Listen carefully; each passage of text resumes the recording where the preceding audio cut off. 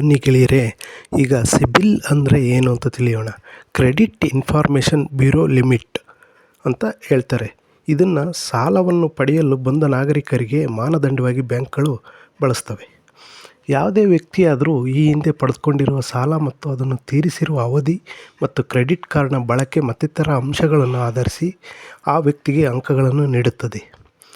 ಯಾವುದೇ ವ್ಯಕ್ತಿ ಬ್ಯಾಂಕ್ನಿಂದ ಸಾಲ ಪಡೆದುಕೊಂಡಿದ್ದರೆ ಅದನ್ನು ನಿಗದಿತ ಸಮಯದಲ್ಲಿ ಸಾಲವನ್ನು ಮರುಪಾವತಿ ಮಾಡಬೇಕು. ಉದಾಹರಣೆಗೆ, ಒಬ್ಬ ವ್ಯಕ್ತಿ ಸಾಲದ ಮರುಪಾವತಿ ಕಂತನ್ನು 10ನೇ ತಾರೀಕಿನಂದು ಪಾವತಿ ಮಾಡಬೇಕಿದ್ದು ಅವನ ವೇತನವು 11ನೇ ತಾರೀಕಿಗೆ ಜಮೆಯಾಗಿ 1 ದಿನ ತಡವಾಗಿ ಪಾವತಿಯಾಗುತ್ತದೆ.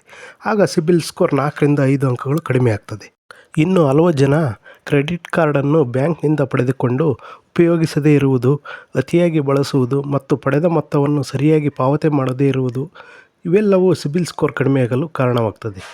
ಆದ್ದರಿಂದ ಕ್ರೆಡಿಟ್ ಕಾರ್ಡನ್ನು ಹಿತಮಿತದಲ್ಲಿ ಬಳಸುವುದು ಉತ್ತಮವಾಗಿರುತ್ತದೆ. ಅಥವಾ ಕಾರ್ಡನ್ನು ಪಡೆಯದೇ ಇರತಕ್ಕಂಥದ್ದು ಇನ್ನೂ ಉತ್ತಮ.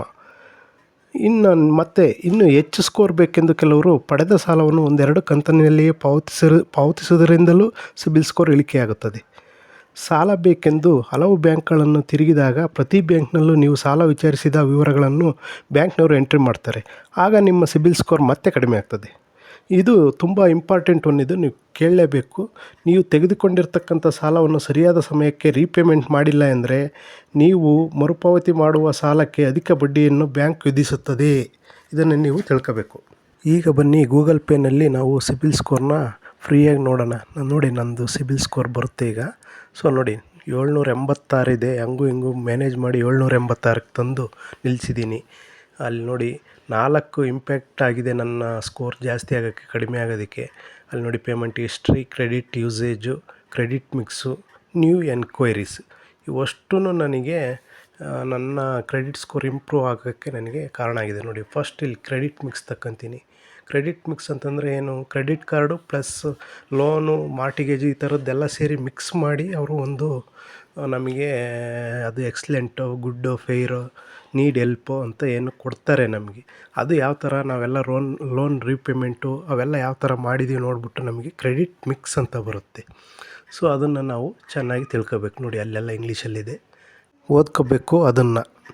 ನೆಕ್ಸ್ಟು ನಾವು ಯಾರೋ ಒಬ್ಬರಿಗೆ ಈ ಶ್ಯೂರಿಟಿ ಹಾಕಿದ್ವಿ ಇನ್ನೊಬ್ಬರಿಗೆ ಸಾಲ ತಗೊಳ್ಳೋಕ್ಕೆ. ಸೊ ಅವ್ರು ಯಾವ ಥರ ಪೇಮೆಂಟ್ ಮಾಡಿದ್ದಾರೆ ನೋಡಿರಿ.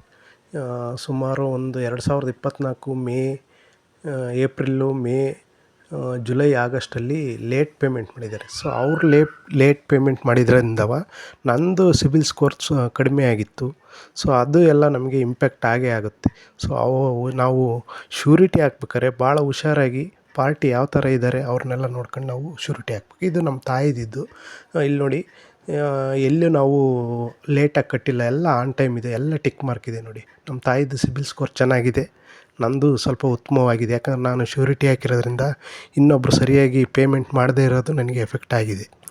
ಶ್ಯೂರಿಟಿ ಹಾಕ್ಸ್ಕೊಂಡವರು ಸರಿಯಾಗಿ ಲೋನ್ ರೀಪೇಮೆಂಟ್ ಮಾಡದೇ ಇದ್ದರೆ ನಮ್ಮದು ಸಿಬಿಲ್ ಸ್ಕೋರ್ ಕಡಿಮೆ ಆಗಿಬಿಟ್ಟು ನಮಗೂ ಇಂಟ್ರೆಸ್ಟ್ ರೇಟು ಜಾಸ್ತಿ ಆಗುತ್ತೆ. ಅವರಿಂದ ನಾವು ಇಂಟ್ರೆಸ್ಟ್ ಜಾಸ್ತಿ ಕಟ್ಟಬೇಕಾಗುತ್ತೆ. ಅದೊಂದು ಸಮಸ್ಯೆ ಇದೆ. ನೆಕ್ಸ್ಟು ಮತ್ತೆ ನಾವು ಕ್ರೆಡಿಟ್ ಯೂಸೇಜಿಗೆ ಬರೋಣ. ನಾನು ಯಾವುದೇ ರೀತಿ ಕ್ರೆಡಿಟ್ ಕಾರ್ಡ್ ತಗೊಂಡಿಲ್ಲ, ಹಂಗಾಗಿ ನನಗೆ ಯಾವುದೇ ರೀತಿ ಅದರಿಂದ ಜಾಸ್ತಿ ಇಂಪ್ಯಾಕ್ಟ್ ಆಗಿಲ್ಲ. ಅದರಿಂದ ನನಗೆ ಪ್ಲಸ್ಸು ಆಗಿಲ್ಲ, ಮೈನಸ್ಸು ಆಗಿಲ್ಲ ಕ್ರೆಡಿಟ್ ಯೂಸೇಜಿಂದ. ಸೊ ಹಂಗಾಗಿ ಕ್ರೆಡಿಟ್ ಕಾರ್ಡ್ ನನಗೇನು ಅವಶ್ಯಕತೆ ಇಲ್ಲ ಅನ್ನಿಸ್ತು, ಹಂಗಾಗಿ ತಗೊಂಡಿಲ್ಲ. ನೆಕ್ಸ್ಟ್ ನಾವು ಪೇಮೆಂಟ್ ಹಿಸ್ಟ್ರಿಯನ್ನು ನೋಡೋಣ ಬನ್ನಿ. ಈಗ 109 ಕಂತು ಹೋಗಿದೆ, ಅದರಲ್ಲಿ 105 ಆನ್ ಟೈಮ್ ಆಗಿದೆ, 4 ಕಂತು ಲೇಟ್ ಪೇಮೆಂಟ್ ಆಗಿದೆ. ಅದೇ ಹೇಳಿದ್ನಲ್ಲ, ಶ್ಯೂರಿಟಿಯವರು 4 ಕಂತನ್ನ ಲೇಟಾಗಿ ಕಟ್ಬಿಟ್ಟು ನನಗೂ ಸಮಸ್ಯೆ ಮಾಡಿದರು. ಬಟ್ ಹೇಳಿದೆ, ಸ್ವಲ್ಪ ತಿದ್ಕೊಂಡಿದ್ದಾರೆ ಆಮೇಲೆ. ನೋಡಿ, ಅದನ್ನೇ ಮತ್ತೆ ತೋರಿಸ್ತಾ ಇದ್ದೀವಿ ನಿಮಗೆ.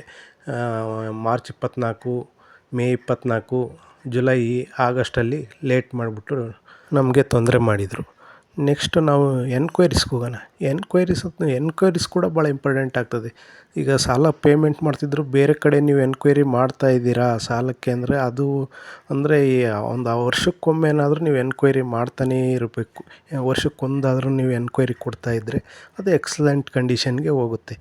ಇಲ್ಲ, ಎನ್ಕ್ವೈರಿನೇ ಮಾಡಿಲ್ಲ ಅಂದ್ರೂ ಇದರಿಂದಲೂ ಸ್ವಲ್ಪ ಸಿಬಿಲ್ ಸ್ಕೋರು ಕಡಿಮೆ ಆಗ್ತಕ್ಕಂಥ ಚಾನ್ಸಸ್ ಇದೆ. ನೋಡಿ, ಎನ್ಕ್ವೈರಿ ಮಾಡಿಲ್ಲ ಅಂದ್ರೂ ಕಡಿಮೆ ಆಗ್ತದೆ, ಬಿಟ್ರೂ ಕಡಿಮೆ ಆಗ್ತದೆ. ಹಿತಮಿತವಾಗಿ ಎಲ್ಲದನ್ನು ಬಳಸ್ಕೊಂಡ್ರೆ ಮಾತ್ರ ಇದರಲ್ಲಿ ಸಿಬಿಲ್ ಸ್ಕೋರ್ ನಮಗೆ ಜಾಸ್ತಿ ಆಗ್ತದೆ. ಎಲ್ಲವೂ ಹಿತಮಿತದಲ್ಲಿರಬೇಕು. ಹಾವು ಸಾಯೋಂಗಿಲ್ಲ, ಕೋಲು ಮುರಿಯೋಂಗಿಲ್ಲ ಅನ್ನೋ ರೀತಿಯಾಗಿ ಇವರು ಬ್ಯಾಂಕವರು ನಮಗೆ ಮಾಡಿಟ್ಟಿದ್ದಾರೆ ಸಿಬಿಲ್ ಸ್ಕೋರ್ ಅಂತ ಹೇಳಿ. ಸೊ ನೋಡಿ, ಒಟ್ಟಾರೆ ನನಗೆ 786 ಸ್ಕೋರ್ ಇದೆ. ಇಂಟ್ರೆಸ್ಟ್ ರೇಟು ಪರವಾಗಿಲ್ಲ, ಒಂದು ರೇಟಲ್ಲಿದೆ ನಮಗೆ. ಸೊ ನಿಮ್ಮೆಲ್ಲರ ಆಶೀರ್ವಾದದಂತೆ ನಾನು ಈ ಚಾನಲ್ ಮಾಡಿದ್ದೀನಿ. ದಯಮಾಡಿ ಎಲ್ಲರೂ ಈ ನನ್ನೂರು ನನ್ನ ಜನ ಚಾನಲ್ನ ಸಬ್ಸ್ಕ್ರೈಬ್ ಮಾಡಿ ನನಗೆ ಆಶೀರ್ವಾದ ಮಾಡಬೇಕು ಅಂತ ಹೇಳಿ ನಿಮ್ಮನ್ನು ನಾನು ಕೇಳ್ಕೊತೀವಿ. ಜೈ ಹಿಂದ್, ಜೈ ಕರ್ನಾಟಕ.